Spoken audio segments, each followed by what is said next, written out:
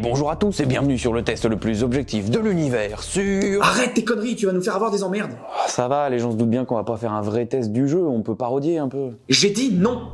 Oh putain. Si vous êtes fan de Spider-Man, vous deviez être content en 2016 parce que Insomniac et Sony annoncent le développement d'un nouveau jeu sur le tisseur. 2 ans plus tard sort finalement Spider-Man, ou Marvel Spider-Man, ou encore simplement Spider-Man PS4, qui entre-temps est sorti sur PS5 et sur PC, donc moi je propose de le renommer une dernière fois en Marvel Spider-Man PS4 / PC Master Race / PS5 / Ultimate version Gold Edition Deluxe Premium _repatch _VDEF 1. Comme ça on sait de quoi on parle là. Et donc là pareil, si vous êtes fan de Spider-Man, vous êtes content parce que le jeu est cool. Déjà il est beau, la map est grande, bien foutue, remplie de pas mal de détails, ce qui est bien pour un open world. Le gameplay est nerveux, équilibré et satisfaisant avec une vraie sensation de puissance. Là-dessus on sent clairement que la série Arkham est passée par là, parce que autant lors des combats que lorsqu'on se balance de gratte-ciel en gratte-ciel, la sensation est là. C'est immersif. C'est pas compliqué, ça n'a jamais été aussi simple de se prendre pour Spider-Man. Parce que ça t'arrive souvent à toi, de te prendre pour Spider-Man. Non. Christophe, ça t'arrive. Et hop, t'es dans ma toile. Du reste, l'histoire est cool, clairement digne d'un film. D'ailleurs, il est sympa de noter que l'histoire ne suit pas celle des films, alors que Homecoming est sorti à peu près dans les mêmes timings. Non, ici c'est un scénario original. Et un bon scénario. On a aussi pas mal de costumes qui pour le coup sont utiles parce qu'ils donnent des pouvoirs spéciaux aux personnages. Bon après tu peux mixer un pouvoir avec un autre costume et faire un petit peu ce qui t'arrange, mais dans l'idée voilà c'est pour dire que ce n'est pas simplement du cosmétique. Il y a des références qui raviront les fans, des séquences d'infiltration qui ont fait chier beaucoup de monde mais qui ont le mérite de varier le gameplay et les personnages que tu incarnes. Le jeu n'est pas parfait mais ça reste un gros banger. On dit banger. Moi j'ai le texte sous les yeux, on lit banger quand même. Mais le sujet du jour, c'est pas ça, mais un espèce de gros DLC qui est sorti 2 ans plus tard, qui reprend le même moteur et plus ou moins le même gameplay, et dans lequel on incarne un Spider-Man moins cher. Enfin, alternatif quoi. Alors, content ? Je pense qu'ils sont contents, à mon avis ils sont contents. Alors si vous êtes ici pour vous taper une barre, ou pour voir si c'est un jeu de merde... Arrête putain. Oh, ça va.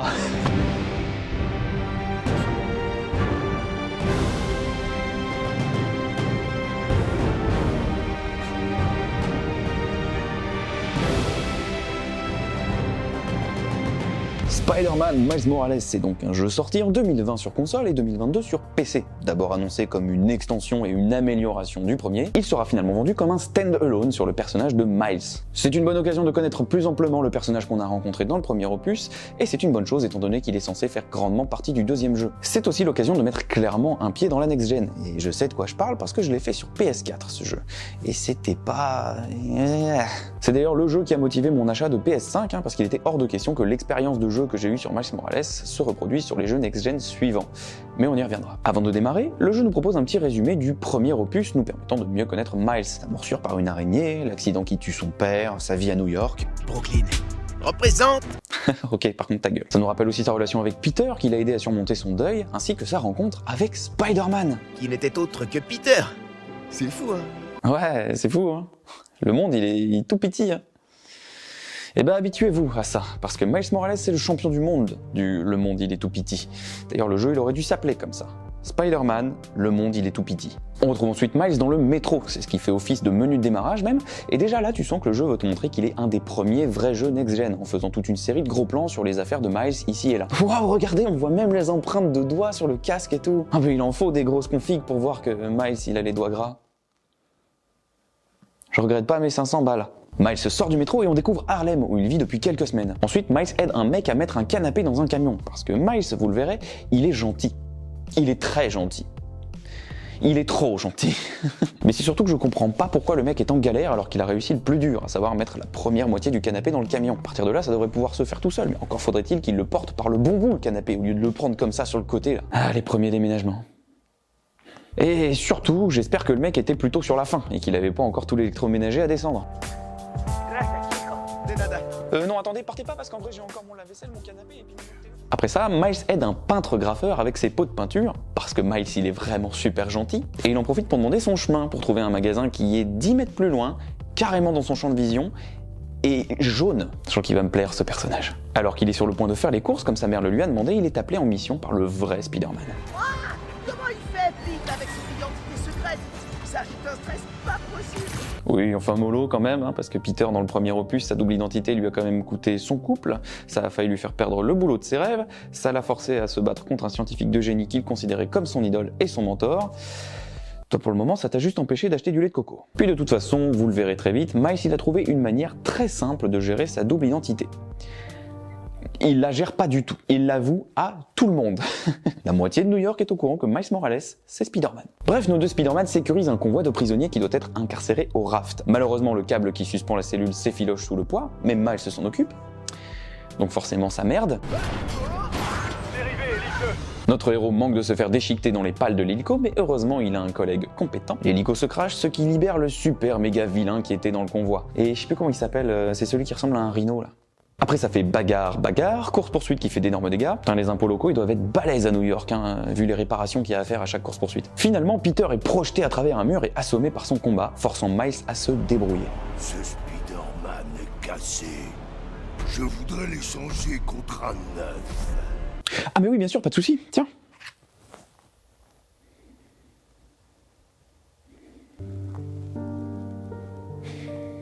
Je suis désolé. Je suis désolé. Abonnez-vous, putain. Bref, Miles se retrouve tout seul face à Rhino. Ah, Rhino, voilà, putain. Bon, il fait ça, là, ce qui lui permet de mettre une patate de forain et de régler l'affaire. Ah, la puberté. Ton corps se transforme, ta voix change. Tu génères de la bioélectricité.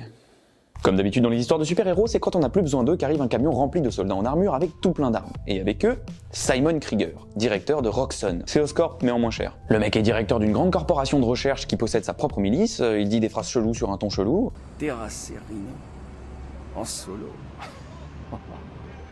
T'iras loin, mon grand. Il m'a l'air tout à fait sympathique, c'est sûrement un gentil. Vous nous avez rendu service. On vient d'acheter ce terrain, on comptait tout démolir pour un projet. Mais vous avez été plus rapide. Oh bah ça va alors, autant pour moi, je suis rassuré. Mais du coup, vous comptiez raser le centre commercial aussi ? Nos deux héros débriefent autour d'une pizza et Peter avoue que il se barre. Il se barre parce que sa copine part en Simcari pour un reportage et qui va lui servir de photographe. D'accord. Donc un grand pouvoir implique de grandes responsabilités, on oublie ? Je crois pas être prêt à bosser en solo. Clairement pas. J'ai fait n'importe quoi aujourd'hui avec l'hélicoptère. Clairement. Quoi qu'il en soit, Peter invente un Spider-Serment tout moisi, il fait un cadeau à Miles et il se casse. Et donc, Miles est officiellement le seul Spider-Man de New York. Après ça, il contacte son pote Ganke, parce que comme je l'ai dit, cacher son identité secrète, Miles il voit pas l'intérêt. Donc bien sûr, dès qu'il a pu l'avouer à son pote, il l'a fait. Et là, il a reçu un joli cadeau de Spider-Man, il va le montrer à son pote. Donc ils se rejoignent à l'amphithéâtre pour un unboxing du cadeau, qui s'avère être un nouveau costume. Un nouveau costume que Miles va enfiler comme ça, en plein milieu du parc, tranquille. Quoi?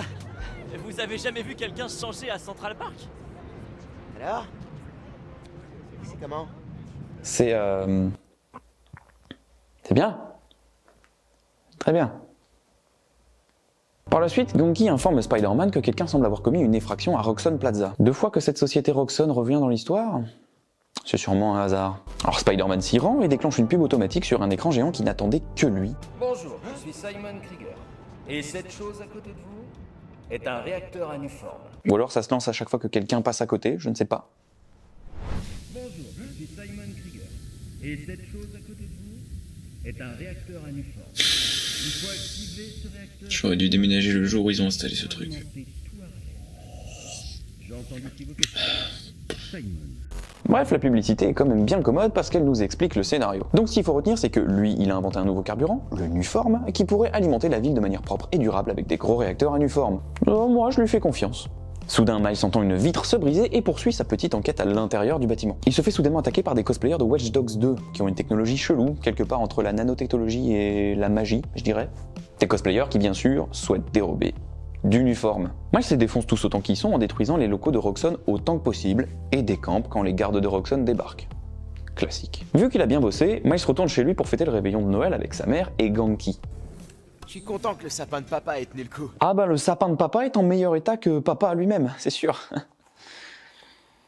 C'est trop tôt. Sinon j'en avais une autre. J'avais aussi... Ah bah oui, c'est sûr que maintenant c'est plutôt papa qui sent le sapin. Le sapin, le...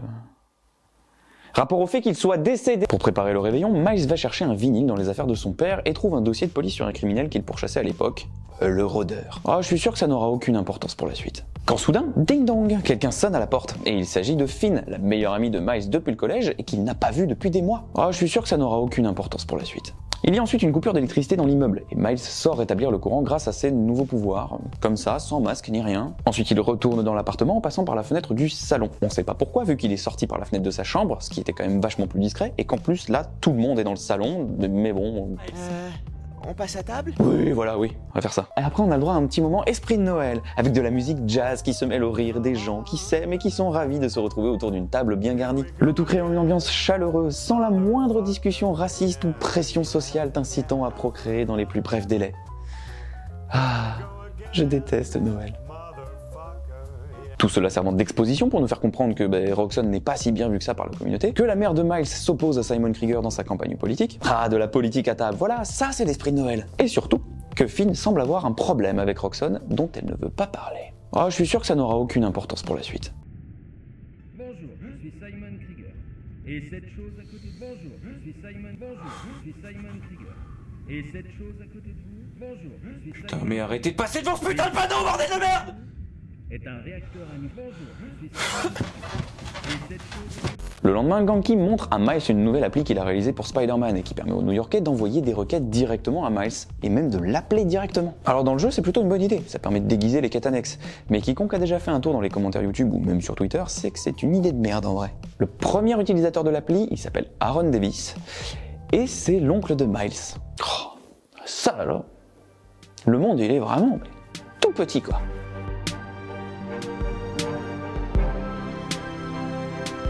Aaron informe Miles que le groupe de cosplayers qui a cambriolé Roxxon Plaza s'appelle l'Underground et que leur chef s'appelle Tinkerer. Alors comment il sait ça? Aucune idée, mais il est manifestement plus compétent que Miles pour trouver des infos. Putain, mais c'est avec lui que je veux faire le jeu moi en fait. Plus tard, Miles découvre que c'est effectivement l'Underground qui brouille les signaux des capteurs du métro de... Enfin le truc pour lequel Aaron l'a appelé au départ quoi. Il règle le problème et pour remercier Spider-Man de son aide, Aaron lui offre une carte de métro illimitée. C'est cool ça en vrai. Bon, ça sert pas à grand chose quand tu peux te balancer de building en building avec des toiles, mais c'est cool, l'intention est là quoi. Une carte de métro au nom de Miles Morales. Ah. Alors en fait, Aaron il a reconnu son neveu parce qu'il l'a vu se battre à la télé contre Rhino, et que la manière dont il esquive lui rappelle la manière dont ils jouaient au basket ensemble quand il était plus jeune. Je sais pas si c'est complètement claqué, ou si c'est juste que Miles il joue super bizarrement au basket. Ensuite, Miles va voir Finn parce qu'il a pris rendez-vous avec elle le soir du réveillon pour rattraper le temps perdu. Et ensemble, ils ouvrent une capsule temporelle qu'ils ont cachée plusieurs années auparavant. Et ils se replongent dans leurs souvenirs. On a donc le droit à un petit flashback où on rencontre le frère de Finn, Rick, à qui on propose un emploi chez Roxxon. Au sein du département énergie propre. Bref, ils ouvrent la capsule temporelle dans laquelle il y a deux trucs. Un trophée qu'ils ont gagné ensemble à un concours scientifique du collège et une photo de Finn, Miles et Rick. Une photo qui semble rappeler à Finn des soucis dont elle ne veut pas parler. Plus tard, Miles se rend au meeting politique de sa mère, et c'est vrai que ça doit lui faire bizarre, parce que la dernière fois que ses parents est monté sur scène, il y a des gens qui ont lancé une attaque, et ça s'est mal fini. Donc, là, sa mère est sur scène, et du coup, on espère que ça va bien se passer, que ça va pas reproduire. Ce message s'adresse à Roxxon. Ah non mais arrêtez de monter sur des estrades, alors c'est plus possible. Alors qu'il défonce l'Underground, Miles aperçoit une explosion à l'autre bout de la ville et s'empresse d'y aller. Il s'agit d'un convoi de Roxxon transportant d'uniformes et qui est attaqué par l'Underground. Alors Spider-Man s'interpose et puis il fait « Wow, ça va, ouais ?» Mais Tinkerer, le big boss de l'Underground, débarque, fout un high kick à Miles et va se servir pépouze en uniforme. Spider-Man s'interpose évidemment et fait bugger le masque de Tinkerer, révélant alors sa vraie identité. Oh non! Mais non, Tinkerer c'est Finn en vrai. Waouh, mais alors le monde il est tout petit. Non, en vrai c'est nul comme révélation. Déjà parce que il faut forcément que le méchant soit un proche de Miles, sinon c'est pas une vraie histoire de Spider-Man. Puis ensuite c'était cramé, et comme par hasard il y a un nouveau méchant en ville, et puis comme par hasard c'est la meilleure amie qui débarque alors qu'ils se sont pas vus depuis des mois, avec tout plein de problèmes dont elle veut pas parler. Puis enfin on s'en tape. Finn je la connais depuis 10 minutes, et Tinkerer c'est littéralement la première fois que je la vois, donc révéler là comme ça que c'est la même personne. En plus quand elle apparaît sur l'écran géant, vous l'appelez silhouette mystérieuse. Moi je vois ça, codement je me dis que vous allez essayer de faire monter un mystère autour du perso, tant bien que mal. Mais non, rien à foutre. Bref, Miles fait involontairement péter l'uniforme à cause de sa bioélectricité et Tinkerer en profite pour se barrer. Bon après il y a quelques petits dégâts collatéraux à cause de l'explosion que Miles a provoquée, mais rien de grave vraiment. Ah, là ça commence à devenir plus emmerdant, on espère que c'était pas porteur. C'est ma faute. Ah quand même. Un grand pouvoir implique de grands impôts locaux, visiblement. Spider-Man sauve évidemment les gens sur le pont en plein effondrement et se retrouve face à la garde de Roxxon. Et alors qu'il leur explique ce qui s'est passé, les gardes le mettent en joue devant des témoins civils. Des civils qui se font agresser parce qu'ils se mettent à filmer avec leur téléphone. Et alors c'est là qu'on voit que c'est vraiment un jeu vidéo, hein, parce que des civils agressés par des gardes armés juste parce qu'ils les filment avec leur téléphone, what? Où est-ce qu'ils vont chercher tout ça, quoi?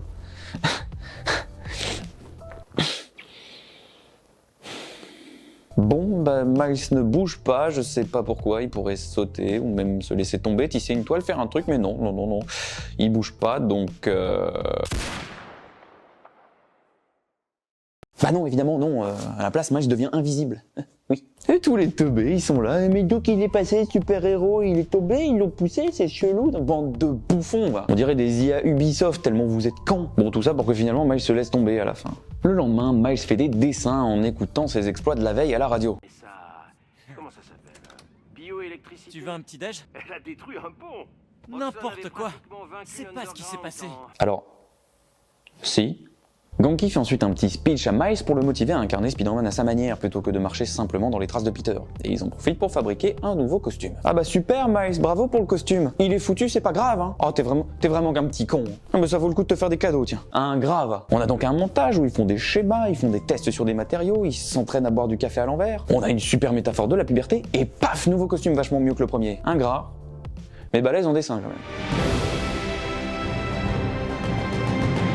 Miles décide d'aller voir Finn pour lui parler du fait que elle participe à des actions éco-terroristes et que ça le vexe un petit peu, tout ça. Et sa piste pour la retrouver, c'est le magasin de réparation que tenaient les parents de Finn, qui est maintenant abandonné. Une fois à l'intérieur, il découvre effectivement une pièce secrète où Finn planifie toutes ses actions. Sur l'ordinateur de Finn, Miles trouve une vidéo qui a la gentillesse de nous expliquer le scénario. En gros, révélation, le Nuform est toxique, il rend les gens malades et forcément en première ligne les gens qui travaillent sur le projet. Donc ça comprend Rick. Donc en plus d'essayer de soigner son frère, Finn menait avec lui des opérations pour stopper Roxxon. Miles poursuit son enquête chez Roxxon et oh, quelqu'un de mystérieux l'observe. On s'en fout. Donc il poursuit son enquête chez Roxxon où il a localisé le téléphone de Finn. Miles s'infiltre chez Roxxon quand soudain le rôdeur débarque et oh bah c'est l'oncle Aaron. Bah dis donc.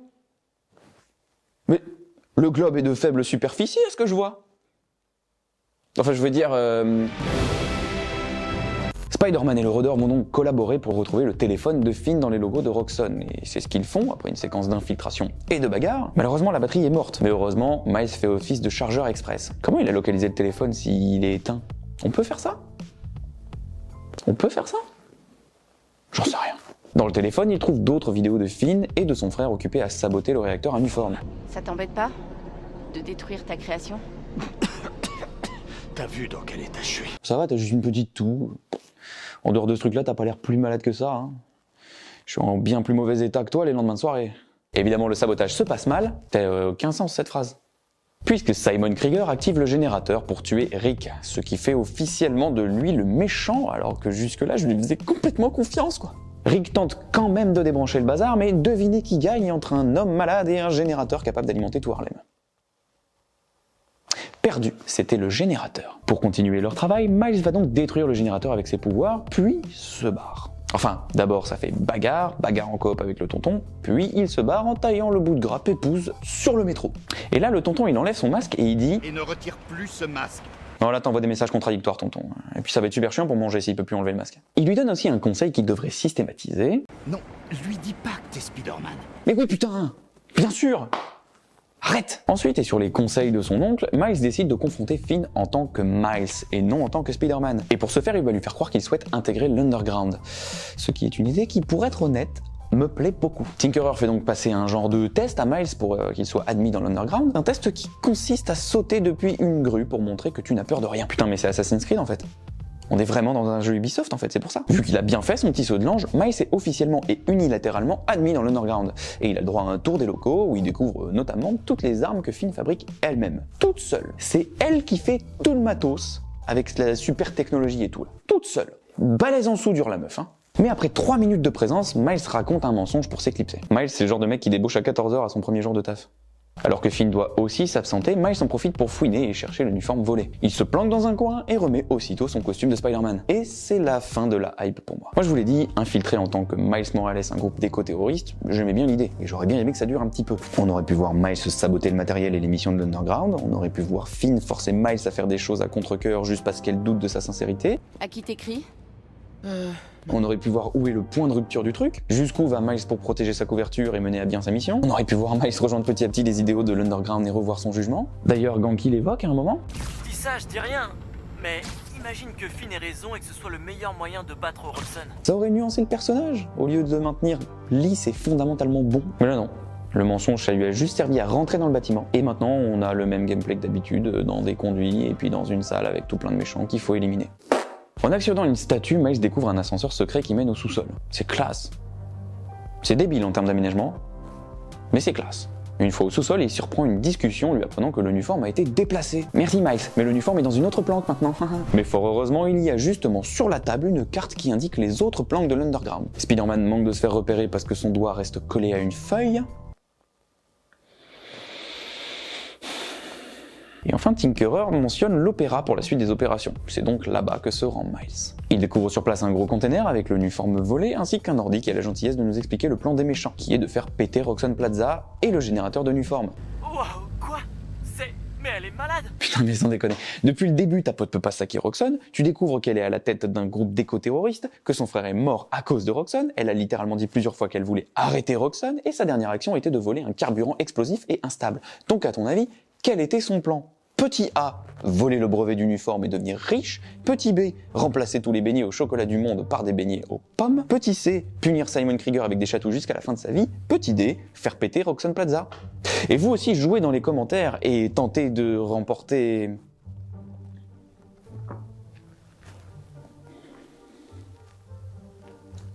J'ai que ça. Spider-Man s'empare d'uniforme, mais il est interrompu par Tinkerer qui lui dit « Je te laisserai pas prendre ça. Oui, je pense qu'on s'en doutait. Même Miles, qui est pas le plus futé de l'équipe, je pense qu'il avait compris. Bon bah du coup, course-poursuite à travers la ville occasionnant de nombreux dégâts. Oh gna gna gna, Roxxon c'est des assassins, ils ont tué mon frère. Ah oui, et les gens qui vivaient dans les apparts là, tu penses que t'as guéri leur diabète en explosant leur salon à coups de roquettes? Connasse! Et les bagnoles qui pètent partout au passage là?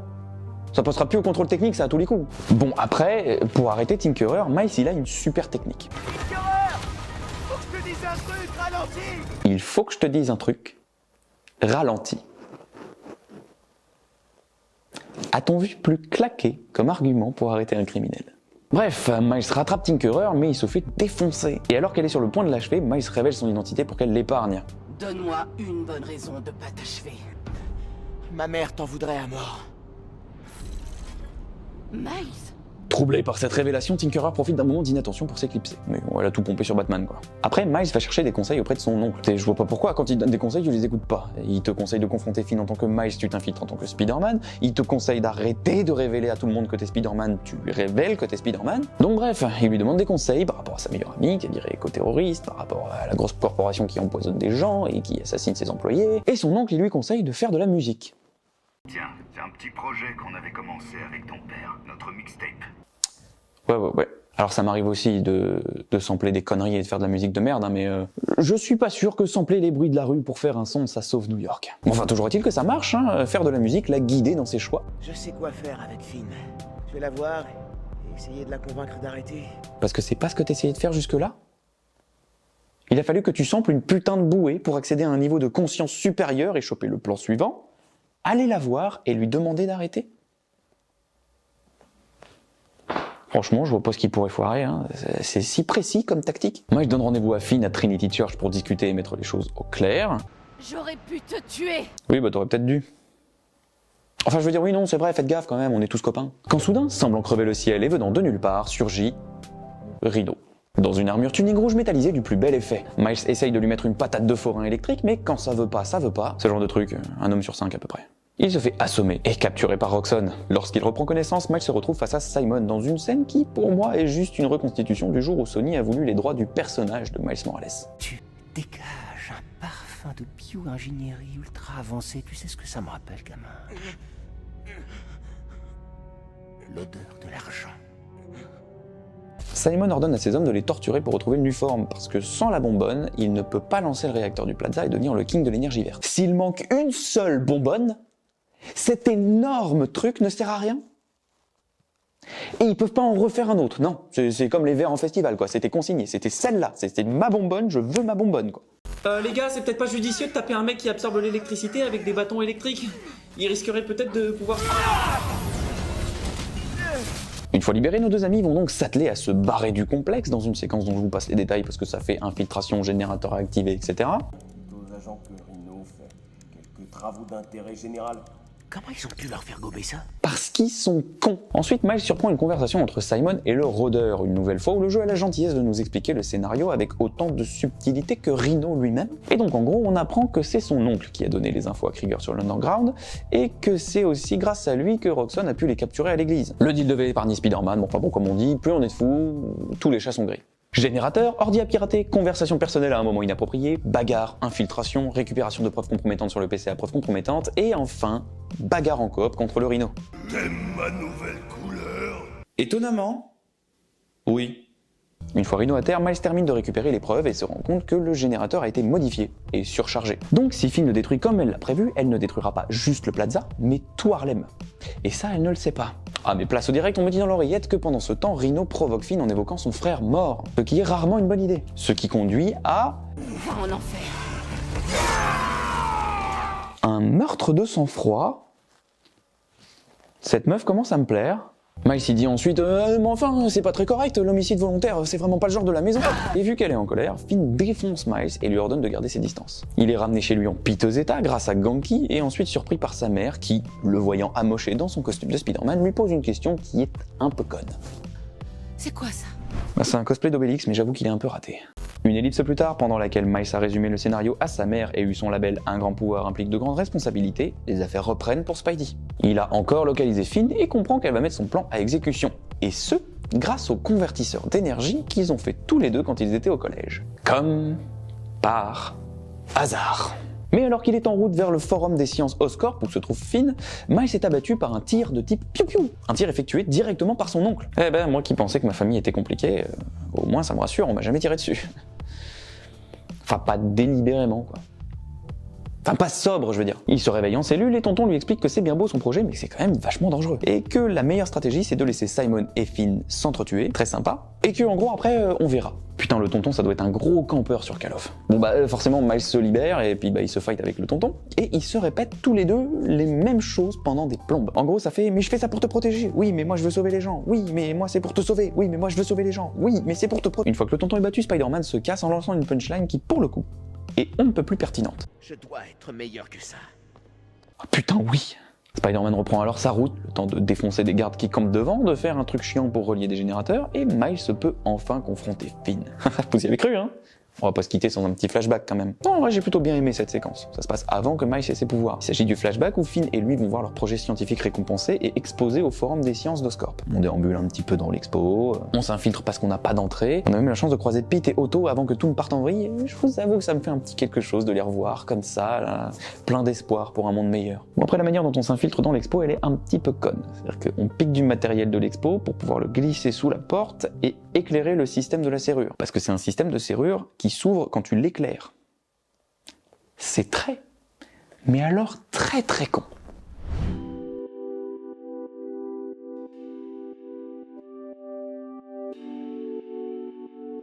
Alors pas si sûr, c'est quoi? Pas si sûr, c'est pas seulement l'expert de la sécurité domestique. Ce qu'on souhaite chez Pas si sûr, c'est aussi révolutionner le monde de la sécurité grand public. C'est du boulot, c'est sûr, mais on y croit. Pas si sûr s'est fait connaître sur le marché il y a 6-7 ans à peu près, avec notre modèle Lumos, une serrure qui réagit à la lumière. L'idée c'était de pouvoir ouvrir n'importe quelle serrure, n'importe quelle porte, avec la lampe du téléphone, une lampe de poche, ou même la lumière du soleil. Imaginez toutes les portes d'une même rue qui s'ouvrent en même temps grâce à la lumière du soleil qui se lève comme ça. Et ben ça c'est le rêve qui nous a guidés chez Pas si sûr lors de la création de Lumos. L'idée c'était de rendre un monde plus accessible, plus ouvert, de faciliter le travail des facteurs aussi. Et aujourd'hui je pense qu'on peut dire que on y est arrivé. Excusez-moi. Pardon. Lumos a fait du chemin depuis sa création, c'est sûr, mais on a décidé de pousser les potards encore plus loin avec notre nouveau modèle V355i3. C'est une serrure qui réagit à la pisse. L'idée c'est que dans le monde de demain, quelques gouttes de votre urine suffit à ouvrir n'importe quelle porte, n'importe quelle serrure. Dans le monde de demain, c'est terminé le temps où vous avez oublié vos clés et où vous êtes bloqué dehors. Maintenant vos clés, elles sont juste là. Ici, là. On compte de nombreux clients, bien sûr, qui nous ont fait confiance. On a 4 personnes en Franche-Comté. Bon, après, ils vivent dans le même domicile, mais... Et on a également à l'époque équipé tout le bâtiment Oscorp aussi avec notre modèle Lumos. C'était juste avant la grosse vague de cambriolage qu'ils ont subi là. Ça l'affaire ça. Mais c'était un beau chantier, c'était vraiment une belle expérience. Mon nom est Patrick Paouf, je suis président de Pas Si Sûr et mon rêve, c'est une porte ouverte sur votre sécurité.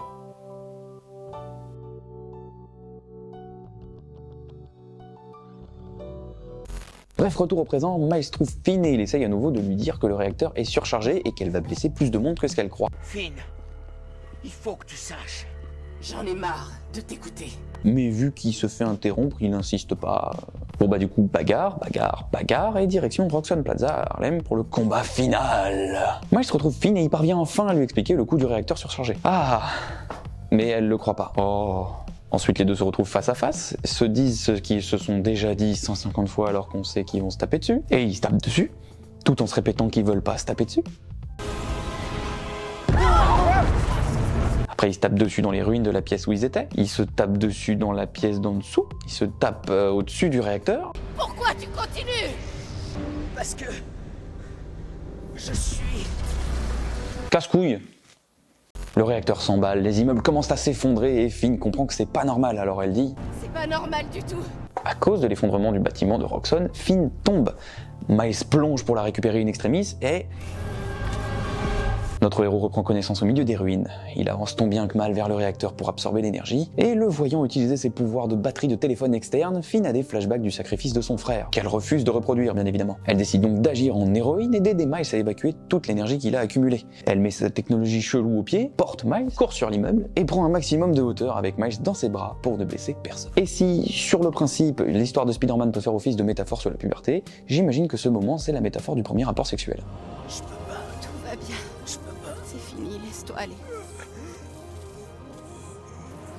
Allez,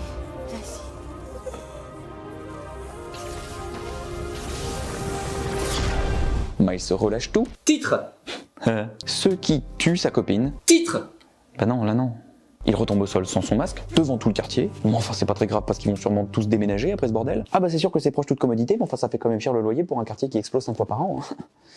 On va pas se mentir. Miles se récupère son masque, les autorités et les journalistes arrivent, sa mère est fière parce que c'est un héros, c'est Spider-Man, blablabla, et bim, 4 semaines plus tard, Krieger se fait arrêter parce que le rôdeur l'a balancé, acceptant d'être lui-même arrêté. Miles a son portrait tagué à côté de celui du premier Spider-Man, il déambule avec sa musique en emmerdant les passants et en saluant les bénévoles des assos parce qu'il est gentil, et retrouve Peter sur le toit. Et le jeu se termine sur ce qui est probablement la plus jolie image que vous verrez de la journée. Enfin après, c'est parce qu'après on a le droit à une petite scène post-générique en POV où Osborn rend visite à son fils dans sa cuve là, ainsi qu'une scène où Miles dépose le prix de sciences du collège à Trinity Church en hommage à Finn. Et vous serez ravis d'apprendre qu'elle est toujours là dans le 2. On s'en fout. Et c'est la fin de Spider-Man Miles Morales. Bon. Je vais me garder d'être trop critique sur le jeu, parce que c'est pas ma spécialité. Je joue aux jeux vidéo, mais j'y connais pas grand chose sur la manière dont ça se fait, donc ça me permet pas d'être très critique sur ce qui est bien fait ou non. Néanmoins, ce que je peux dire, c'est qu'en tant que joueur, ça a pas été une expérience terrible, et il convient du coup de me demander pourquoi. Parce qu'après tout, la formule est quand même très proche du premier. Le gameplay est quasiment le même avec quelques pouvoirs en plus, la map c'est la même mais avec de la neige, mais c'est très sympa d'ailleurs, c'est très joli, New York sous la neige. Et les graphismes, bah comme je l'ai dit, moi je l'ai fait sur PS4, donc j'ai senti le jeu un petit peu bridé. J'avais cette terrible impression que le jeu en avait plus sous la pédale, mais que je jouais un peu à une sous-version quoi. Encore une fois, je dis pas que c'est le cas, juste que c'est mon ressenti une fois la manette en main. J'ai eu des textures pas terribles ou alors qui arrivent après la guerre, j'ai eu quelques bugs ou quelques crashs pendant la partie. Rien de bien méchant et encore une fois ne connaissant pas le processus de création et d'optimisation d'un jeu, je m'en plaindrais pas plus que ça, mais n'empêche que ça a commencé à ternir mon expérience de jeu. La durée de vie est assez courte, mais en même temps c'est comme ça qu'il a été vendu, donc c'est pas un truc qu'on peut lui reprocher non plus. Donc au final, si le gameplay est toujours ok, que le jeu est plutôt beau, en tout cas en principe, et qui correspond à ce qu'on m'a vendu, avec une histoire courte et des quêtes annexes, qu'est-ce qui m'a gêné tant que ça dans le jeu? Bah en réalité, ce qui m'a sorti du truc, c'est l'histoire, son écriture, ses dialogues et ses personnages. Alors je te vois déjà derrière ton clavier en train de taper ton commentaire du genre le cœur d'un jeu c'est le gameplay, on peut pas reprocher à un jeu son écriture s'il est jouable, si t'es là pour mater une histoire t'as qu'à poser ton cul et mater un film. Tu peux tout de suite t'arrêter de taper parce que ton message m'intéresse à peu près autant que le message qui nous suggère d'acheter WinRAR. Et donc justement, l'écriture de ce jeu là m'a complètement sorti du truc. Bon déjà évidemment j'ai trouvé, vous l'aurez compris, que tout est beaucoup trop centré sur Miles, dans le sens où il y a jamais rien qui est lié au hasard. La méchante c'est sa meilleure amie, elle essaye d'arrêter la grande corporation grâce au truc qu'ils ont fabriqué tous les deux au collège avec le frère mort et la meilleure meilleur ami, frère mort à cause de la grande corporation qui travaille avec le rôdeur, qui se trouve justement être l'oncle de Miles. Si on ajoute à ça le fait que Peter s'absente juste pendant le laps de temps où tout déraille à New York, le scénario laisse très peu de place au hasard, et je vous avoue que j'ai eu du mal à maintenir la suspension d'incrédulité tout du long. Alors le jeu n'est pas forcément responsable de tout, vu qu'il adapte quand même un matériau source à la base. Mais Tinkerer, par exemple, c'est le jeu qui choisit d'en faire la meilleure amie de Miles, juste pour simuler une implication émotionnelle plus importante pour Miles et pour nous. Bon, et puis après vous allez me dire c'est souvent le lot d'une histoire de Spider-Man, parce que pour Peter, c'est pareil. Les victimes de ses ennemis, ou alors les ennemis eux-mêmes, ont souvent un rapport personnel avec lui. Et vous n'auriez pas tort. Et je vous répondrai alors que... En fait, je trouve juste que c'est une question de dosage, et que les connexions sont mal amenées. Ensuite, j'ai du mal à croire en la menace. Au-delà du fait que je trouve la techno des méchants assez peu inspirée, que ce soit dans son fonctionnement ou dans son design. Dans le premier, je veux bien que Otto déraille et qu'il devienne méchant. Après tout, c'est un génie, il a été maltraité et humilié. L'histoire du premier jeu est en plus assez longue pour développer son histoire et sa relation avec Peter. Ça justifie aussi sa technologie et ses motivations. Là, ce sont des gosses. Pourtant, Finn, elle a une technologie de ouf qui m'a l'air bien plus avancée que celle de Otto. Je trouve aussi que le jeu fait en sorte de gonfler les enjeux pour donner l'impression que Miles, il a accompli de grandes choses et sauvé plein de gens. Et j'ai l'impression qu'on lui a filé un mini Oscorp à battre avec des personnages secondaires à gérer. Et donc, ça enferme Miles comme un personnage secondaire au lieu de crédibiliser au contraire. Je trouve tout assez illusoire juste pour qu'on s'attache à Miles. Vu que Miles partage l'affiche du second jeu aux côtés de Peter et que Insomniac a clairement exprimé sa volonté de continuer avec Miles comme Spider-Man principal, bah j'ai l'impression que le jeu il fait tout pour me donner l'impression que lui aussi il fait des trucs de ouf et qu'il faut que je l'aime et tout. Personnellement, j'ai pas besoin de ça. L'histoire aurait pu être bien plus à échelle humaine, que ça m'aurait pas dérangé, parce que si Spider-Man m'a appris un truc, c'est qu'on n'a pas besoin de sauver le monde pour être un héros. D'ailleurs, vous serez peut-être curieux d'apprendre qu'il existe un roman qui sert de préquel au jeu. Ça s'appelle Miles Morales dans l'ombre du vautour, et ça raconte comment Miles appréhende ses pouvoirs, ses nouvelles responsabilités en affrontant un ennemi qui se revendique comme le vautour. Et bah voilà. On n'a pas besoin d'une grande et méchante corporation qui empoisonne des gens et de Miles qui sauve toute la ville. Juste ça aurait été très bien. Pas besoin d'impliquer tout l'entourage de Miles du bon ou du mauvais côté de la force. Juste Spider-Man face à un ennemi, apprenant à être la meilleure version de lui-même. Bon, après moi je dis ça, je l'ai pas lu le roman. Ça c'est ce que vend le résumé. Ça se trouve le roman il a les mêmes défauts et tout aussi chiant. Un défaut que le roman n'aura pas en revanche, c'est l'acting. Enfin j'espère. Qu'est-ce qui joue mal ce bouquin ? Bon, et là aussi, vous allez me dire, eh ben, mets le jeu en VO, et moi je te dis que tu te calmes, Winrar. J'ai eu beaucoup de mal avec le doubleur de Miles. C'est pas très important, certes, je me doute qu'il colle à la direction d'acteur, évidemment. Après tout, il joue un adolescent de 17 ans qui est pas très sûr de lui, néanmoins, ça m'a beaucoup dérangé. La manière dont il est joué lui donne toujours l'air fragile, ou alors débile parfois, et vu qu'il est pas aidé par les dialogues qui sont pas très bien écrits, eh ben, il m'énerve. Et c'est con, parce que le but du jeu, c'est de s'attacher à Miles pour la suite. Mais le résultat, c'est que j'ai juste envie de lui mettre des claques, tout le temps. Entre-temps, j'ai fait Spider-Man 2, et sans spoiler quoi que ce soit, je peux vous dire que cette sensation ne s'arrange pas. Le reste des personnages, ils sont pas aidés non plus, je trouve qu'il y en a aucun d'attachant, ils sont abonnés aux décisions stupides. Voilà. Donc c'était pas une expérience incroyable, si bien que j'ai revendu le jeu tout de suite après l'avoir fini. Un truc que je fais rarement, vu comme je suis matérialiste. Je rappelle quand même que ma passion, c'est d'acheter des figurines à 300 balles. Et ça m'embête d'autant plus que j'aime bien Miles dans les comics tel qu'il a été créé par Brian Michael Bendis. Dans les films c'est pareil, il est plutôt cool, donc je partais avec un plutôt bon bagage. Là, c'est juste pas mon occurrence préférée du personnage. Bon après tout ça c'est que mon avis, donc on s'en fout un petit peu, puis vous aurez compris que le but c'était plutôt de vous faire un résumé foireux qu'un vrai test du jeu, parce qu'encore une fois c'est pas ma spécialité. Si vous avez aimé le jeu, je suis sincèrement content pour vous, parce qu'après tout c'est le but et qu'il faut pas bouder son plaisir. Partagez-moi tout ça dans les commentaires, je suis curieux, tant que c'est constructif. Après si c'est pour me dire d'acheter Winrar, vous savez ce que j'en pense. Sur ce, je vous souhaite une bonne journée, une bonne soirée ou une bonne nuit, en vous souhaitant le meilleur, et si tout ne va pas comme vous voulez dans votre vie, souvenez-vous ce que nous apprennent nos héros. Si vous souhaitez aller mieux, trouver des réponses aux questions qui vous tourmentent et trouver l'équilibre là-dedans, allez sampler le son d'une putain de bouée à la con. Allez, ciao!